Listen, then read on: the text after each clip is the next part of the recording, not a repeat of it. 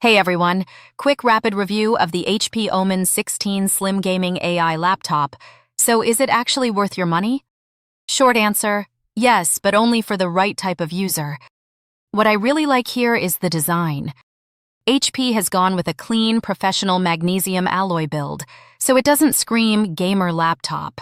It's slim, easy to carry, and honestly looks more like a work machine than a gaming rig. Cooling is another big win. Even under heavy loads, it stays surprisingly comfortable to use thanks to HP's Tempest cooling system. And the display options? Really impressive. High refresh rate OLED or mini LED panels that look super sharp and vibrant. But there are trade-offs. To keep it thin, performance is slightly capped compared to thicker machines. You'll also get average battery life, and it's not the most future-proof setup out there. So yeah, if you want style, portability, and solid gaming, it's a great pick.